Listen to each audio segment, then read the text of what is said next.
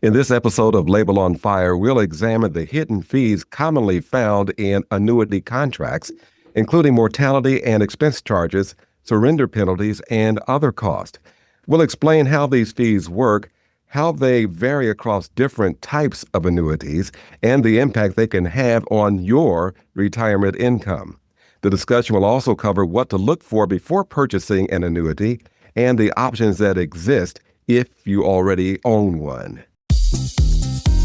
Welcome to Label on Fire with Amazon best-selling author and Yields for You portfolio manager, Leibel Sternbach. Label on Fire is supported by our ETFs, Yields for You Strategy A and Relative Strength Managed Volatility. Our mission is to help 1 million people retire with financial security. Now, the Financial Independence and Retirement Show dedicated to helping you build the life of your dreams as fast as possible with as little stress as possible. It's Label on Fire. Hello again and welcome to Label on Fire. I'm Freddie Bell with you today, and Leibel Sternbach is here.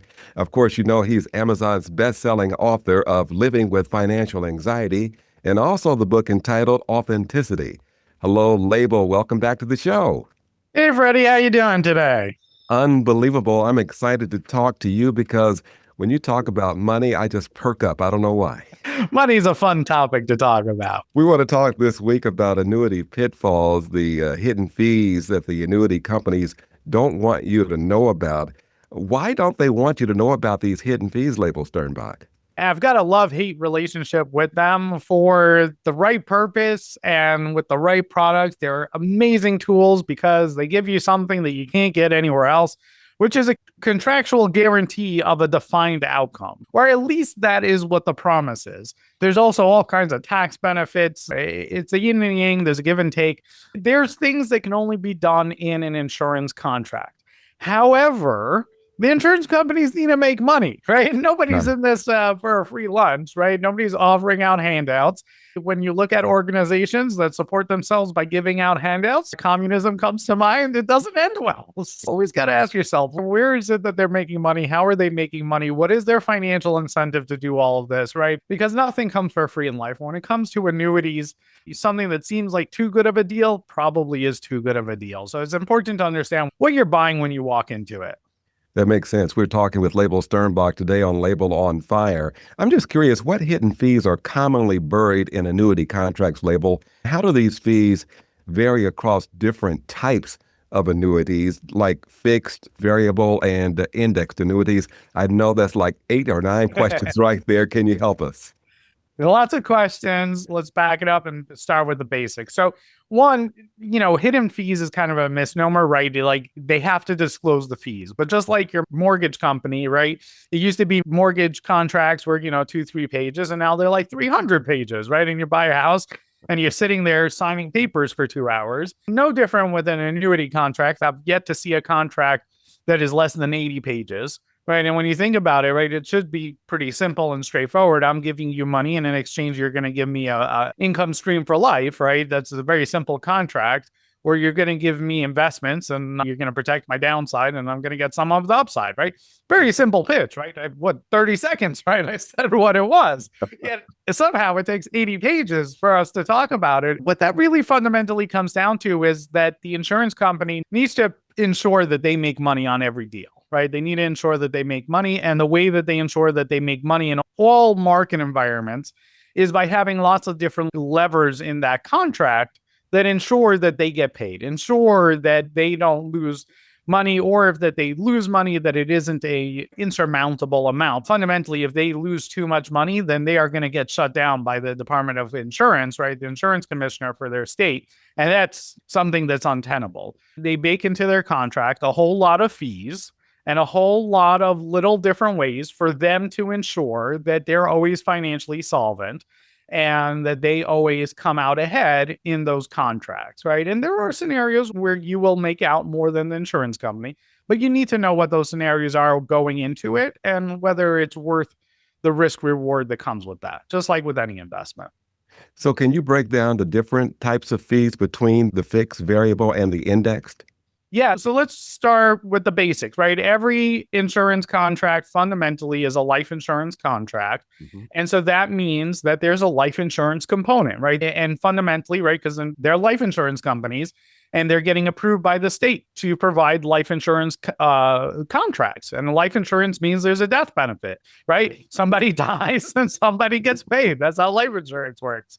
Now they start getting a little creative with, okay, you want to have living benefits. Maybe the amount that your beneficiaries get after you die is not going to be more than what you put into the account. And so the real value is going to be something that happens while you're still alive, right? Now we're getting into some fancy areas. But regardless of the contract that you have, there's going to be a component that's called a mortality and administration fee. And they lump it together, but it's two separate things. Mortality is, what is the risk of you dying, right? What is the probability of you dying in the next year, or really of you dying before they make their money back? And then the other cost is, what is the cost to administer it, right? Being an insurance company means they got to file things with the Department of Insurance, but they have to file forms. They've got to oversee all kinds of admin stuff, right? To run any kind of business. Right. And so those admin fees are baked into it. Now, some insurance companies, they don't charge a lot on the admin fee, right? They try to run it slim. Sometimes they'll even run it at a negative, right? A loss leader. Think about the grocery store that sells bread and milk or eggs at below cost to get people in the door.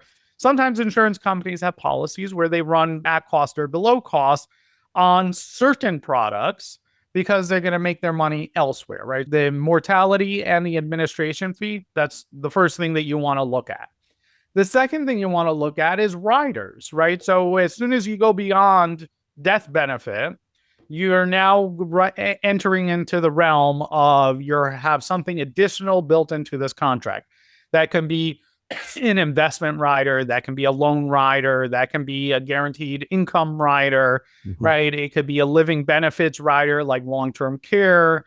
All of these riders are very custom. They change from month to month, and they all have fees associated with them. What those fees are, they have to disclose that upfront to you.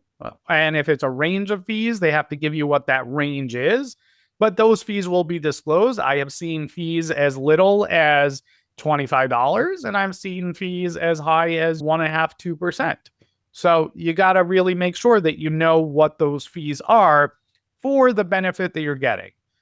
You then have, in addition to that, you have the investment component of all these vehicles, right? Because very rarely are you just getting term insurance and you're just getting the death benefit. Usually there's some other thing that you want to get, some living benefit that you're willing to pay for. And because of that, there was a time where the insurance companies took all your money and they held on to it. They said, okay, we're going to give you this benefit.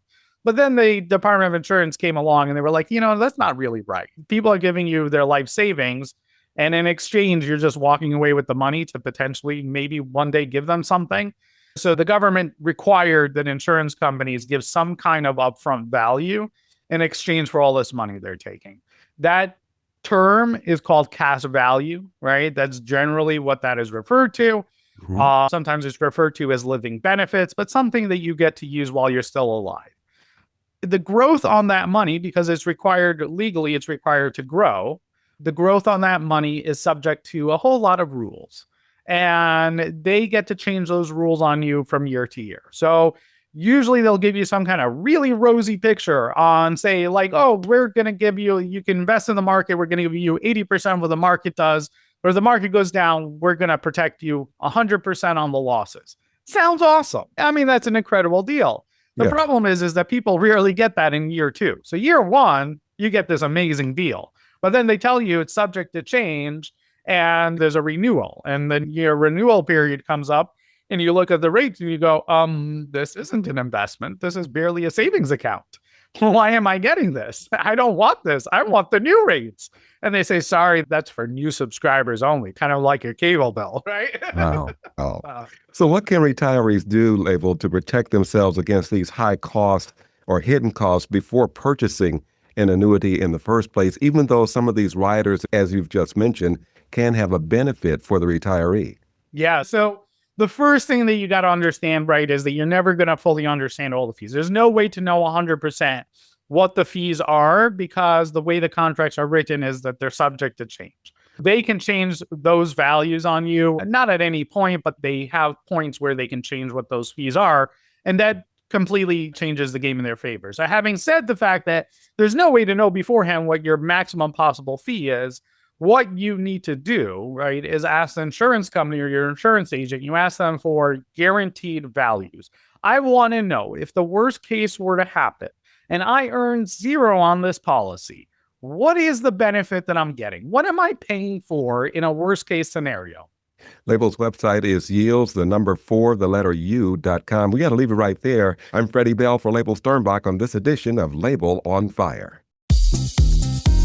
If you would like to see how the Yields for You team can help you get off the Wall Street roller coaster and save you money on taxes so you can live the life of your dreams, book an appointment online at yields4u.com or call 410-914-4894. Yields for You is a registered investment advisor in the state of New York and only transacts business in states where the firm is properly registered or is excluded or exempted from registration requirements. Registration as an investment advisor is not an endorsement. Information presented on this program is believed to be factual and up to date, but we do not guarantee its accuracy, and it should not be regarded as a complete analysis of the subjects discussed. Discussion should not be construed as an offer to buy or sell or solicitation of any offer to buy or sell the investments mentioned. Annuity guarantees are subject to the claims paying ability of the issuing insurance company. Content should not be viewed as legal or tax advice. Always consult an attorney or tax professional regarding your specific legal or tax situation.